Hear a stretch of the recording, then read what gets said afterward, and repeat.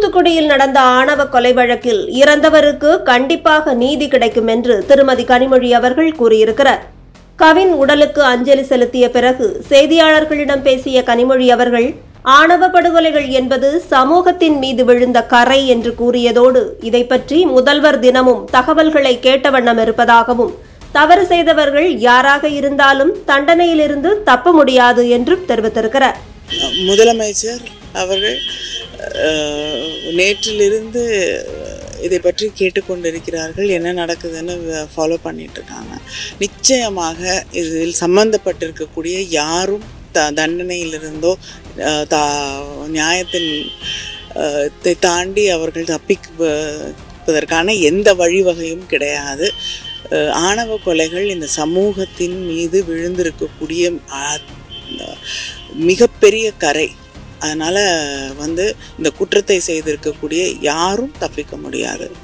திருப்புவனம் அஜித்குமார் கொலை வழக்கில் ஒற்றை வார்த்தையில் சாரிமா என்று சொன்னது போல தமிழகத்தில் சாதி கொடுமைகளை அதிகரிக்க செய்ததற்கு ஒட்டுமொத்த தமிழ்நாட்டு மக்களிடமும் முதல்வர் சாரி சொல்வாரா என்பது நமது கேள்வி.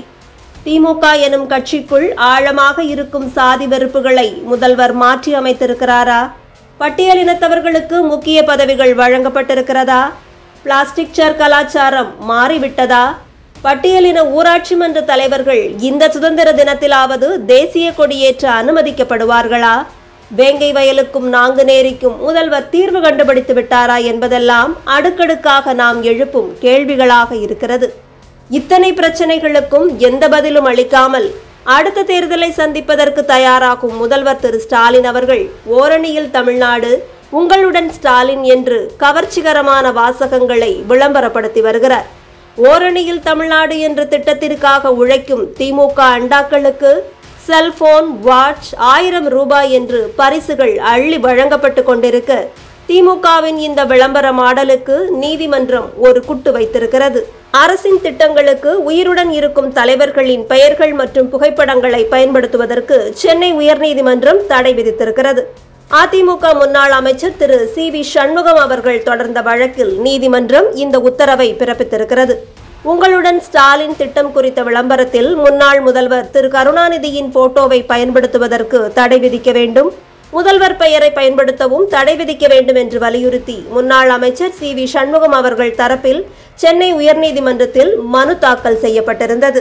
நீதிமன்றத்தின் இந்த தீர்ப்பை கேட்டவுடன் பொங்கி எழுந்த RS பாரதி அவர்கள் உங்களுடன் ஸ்டாலின் உள்ளிட்ட பல திட்டங்கள் மூலமாக திமுகவிற்கு பெருமை கிடைப்பதை பொறுத்து கொள்ள முடியாமல் தான் இந்த வழக்கு தொடரப்பட்டது என்றும் இதனால் வழக்கு தொடர்ந்தவர்கள் தங்கள் அழிவை தானே தேடிக்கொள்வார்கள் எனவும் கூறியிருக்கிறார். பாஜகவுடன் கூட்டணி வைத்ததில் இருந்துதான் அதிமுக மாறிவிட்டது என்று கூறிய RS பாரதி முன்னால் ஊரில் இருக்கும் அனைத்து திட்டத்திற்கும் அம்மா திட்டம் என்று பெயர் வைத்துவிட்டு தற்போது திமுகவை குறை சொல்வதற்கு அதிமுகவிற்கு தகுதி இருக்கிறதா என்றும் அம்மா பெயர் வைத்ததற்கெல்லாம் திமுக வழக்கு தொடுக்கவில்லையே என்றும் உள்ளம் குமுறியிருக்கிறார். ஒரு தீர்ப்புக்காக குமுறும் இந்த மனிதருக்கு தமிழக மக்கள் திமுக ஆட்சியால் தினம் தினம் மனம் குமுறுவதை பற்றி எந்த கவலையும் இருக்கப் போவதில்லை என்பதுதான் நிதர்சனமான உண்மை.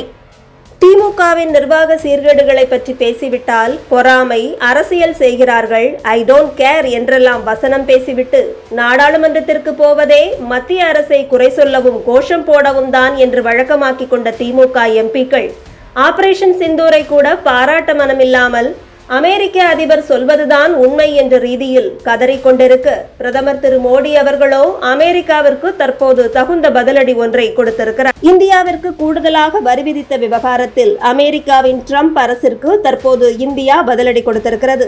அமெரிக்காவிடமிருந்து F-35 ரக போர் விமானங்களை இந்தியா வாங்கவிருந்த நிலையில் இவற்றை வாங்க முடியாது என்று தற்போது அமெரிக்காவிடம் இந்தியா நேரடியாக தெரிவித்து விட்டதாக ஊடகங்கள் தகவலை வெளியிட்டிருக்கின்றன. ஆனால் இதை பற்றிய விழிப்புணர்வு எதுவுமே இல்லாமல் திமுக கூட்டம் மக்களிடம் பொய்களை மட்டும் பரப்புவதில் முழுமூச்சாக இறங்கும் என்பதில் மாற்று கருத்து ஏதுமில்லை.